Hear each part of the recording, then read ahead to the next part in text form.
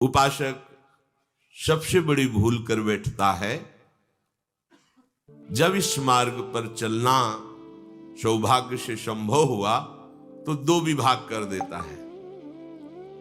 द्वंद्व मोहेन भारत, मोहित होकर, एक शुभ एक अशुभ, एक अच्छा एक बुरा, एक संसार एक भगवान, एक भजन एक क्रिया, दो विभाग कर देता है।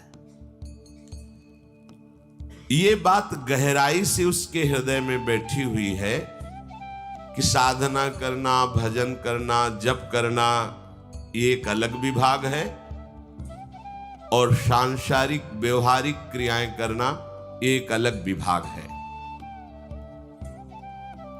जो दो विभाग रखकर साधक चलता है वो द्वंद्वों से मोहित होकर परास्त हो जाता है। ध्यान से सुनना, कारण कि माला और नाम जप उसको तो समझता है भजन, और जितनी क्रियाएं हैं उनको सब संसार की समझता है। बिगड़ गया साधन पथ, क्योंकि हमारी वृत्तियां संसार में ही पूर्व से लगी हुई है।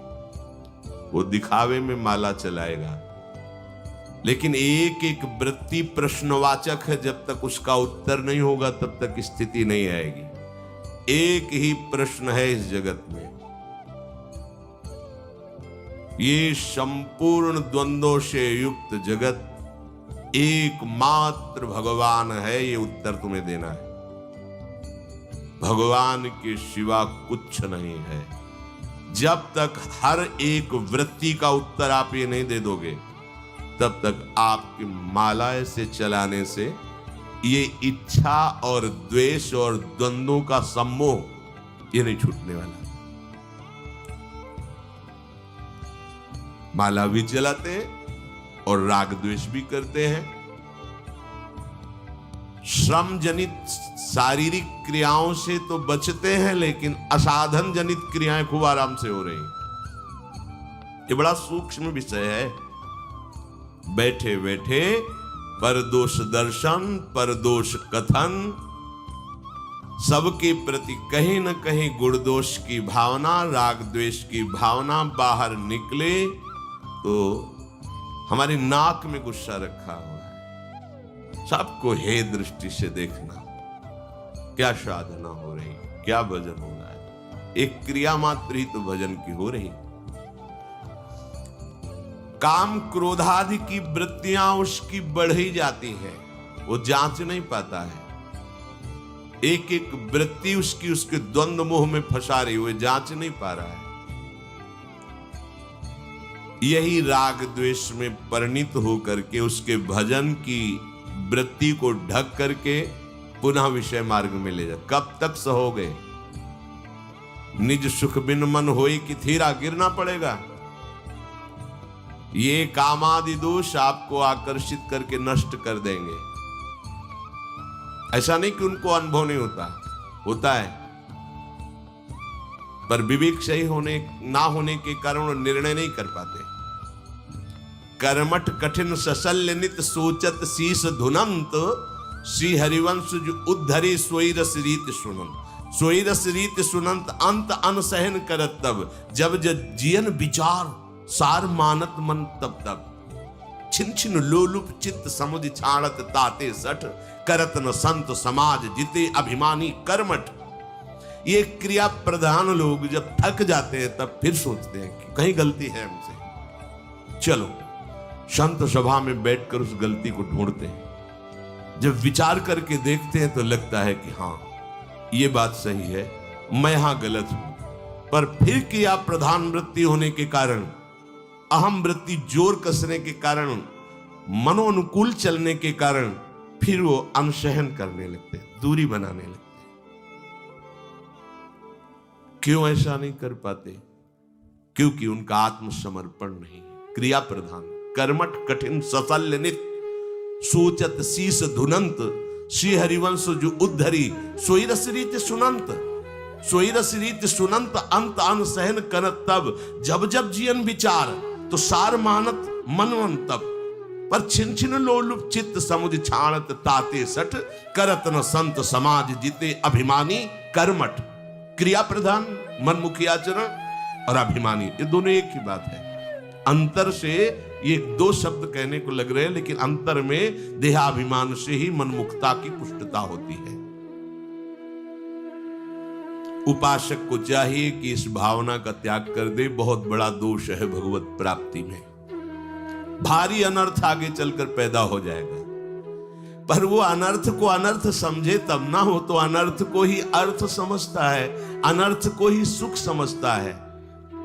ये माया की ऐसी आसक्तिमयी वृत्ति है कि जो जहां है वही सुख समझता है। अगर नाली के कीड़े को अमृत के कुंड में डालने के लिए ले जाओ तो वो बुरा मानेगा कि आदमी बहुत बुरा है, मुझे मेरे सुख से हटाकर पता नहीं कहां ले जा रहा है।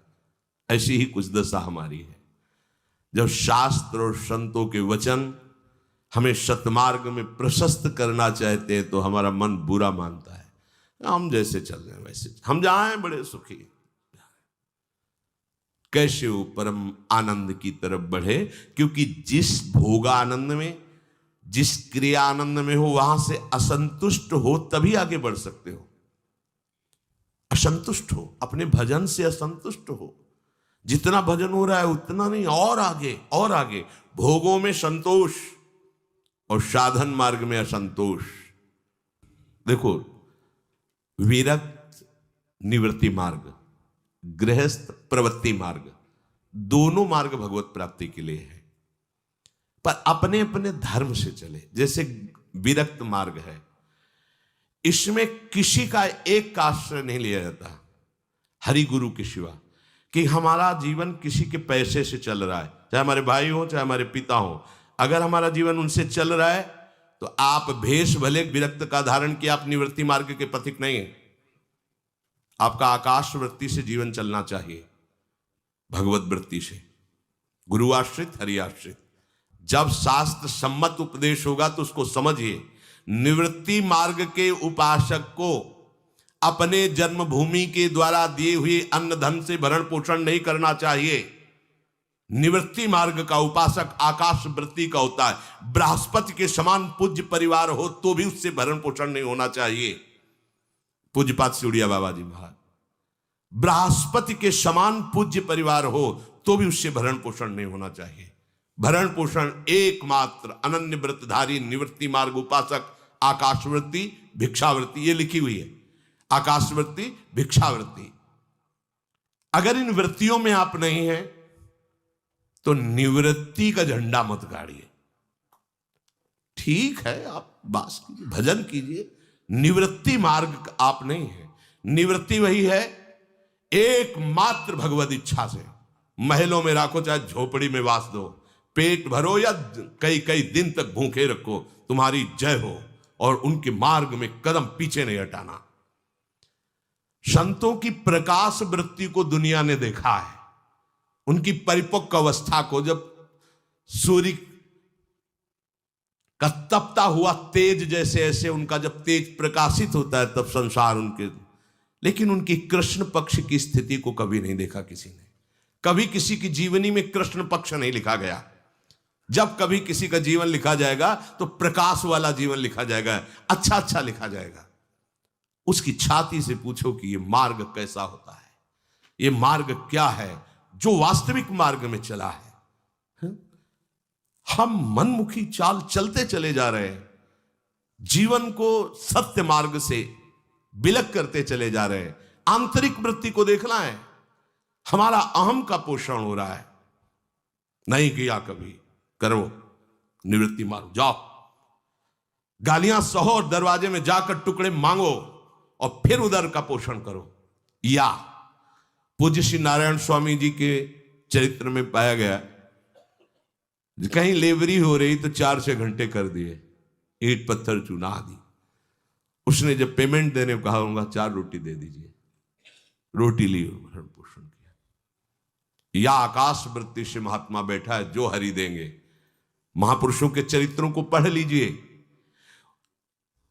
महापुरुषों ने ऐसा भी जीवन चरित्र दिखाया है कि शाम तक कुछ नहीं रहेगा, सब हटा दिया, अब सुबह हरी जो देंगे वही भोग लगेगा, नहीं होगा तो तुलसी का भोग लगेगा। अगर घर के अन्न से पोषण निवृत्ति मार्ग से होता तो पूज्य श्री रघुनाथ दास गोस्वामी राधा कुंडवासी जब जगन्नाथपुरी में थे तो 2 रसोइया 4 सेवक खूब ऐश्वर्य, उनके पिता ने भेजा था कि मेरा बेटा विरक्त हो गया है, जगन्नाथ जी में रहता है, समय से उसको बाल भोग, राजभोग, शयन भोग। 1-2 दिन उन्होंने महाप्रभु चैतन्य देव की सेवा में अर्पित किया, फिर स्वयं विवेकवान थे, मना कर दिया, नहीं स्वीकार। और जगन्नाथ जी के दरवाजे पर खड़े होकर भिखारियों के बीच में, जिनके पिता ऐसे जमींदार है कि एक कदम भी कभी चलने नहीं देते थे अपने लाडले रघुनाथ दास जी को, पालकी में साथ में अंगरक्षक, ऐसी सुविधा वाले पिता उनको सुविधा दिए थे। जगन्नाथपुरी 2 रसोइया 4 और सेवक, तिरस्कार किया उस सुविधा का जगन। फिर वहां देखा कि भिक्षुकों की धक्का मुक्की, ये देगा कि नहीं देगा, ऐसी वृत्ति, तो जहां अन्य क्षेत्र होते वहां से थोड़ा ले।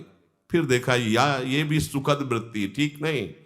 रात्रि में जो जगन्नाथ जी का महाप्रसाद पधरा देते थे गाय आदि के लिए, गाय भी जिसे पाकर तृप्त हो गई, अब नहीं पाती थी, जो बचा पड़ा रहता था वो उठा करके महाप्रभु ने पूछा, गोविंद ये रघु कैसे दिनचर्या चल रहा है? बोले प्रभु बड़े आश्चर्य में, सब जगह से उन्होंने अपने को समेट लिया और रात्रि में निकलते हैं, जो जगन्नाथ जी का बचा हुआ महाप्रसाद उसको बीन लेते हैं, जल में डालकर जो वैशांश होता हटा देते हैं, फिर वो शेष। एक दिन पा ही रहे थे, महाप्रभु पीछे से जाके ऐसे उनके रज के पात्र से लिया और मुख में, इतना स्वादिष्ट अमृत अकेले अकेले तू पाता है? अरे उनका प्रभु आपके लायक नहीं। बोले यही हमारे लायक, ये अमृत है, ये अमृत। अब आप विचार करो, अगर घर के देने से भगवदानंद की अनुभूति होती तो वहीं एक महल खड़ा करवा देते उनके पिता, और सारी व्यवस्था तो भेजी थी, 4 संतों को और पवाते, आप पाते, आनंदित होते। नहीं, निवृत्ति मार्ग में इसकी कोई गुंजाइश नहीं, आज तक कहीं कोई ऐसा निवृत्ति मार्ग में नहीं। हाँ, प्रवृत्ति मार्ग में अहोभाग्य है जो प्रवृत्ति मार्ग में ऐसे चल रहे हैं कि अपने धन से धाम वास करते हैं, किसी का कोई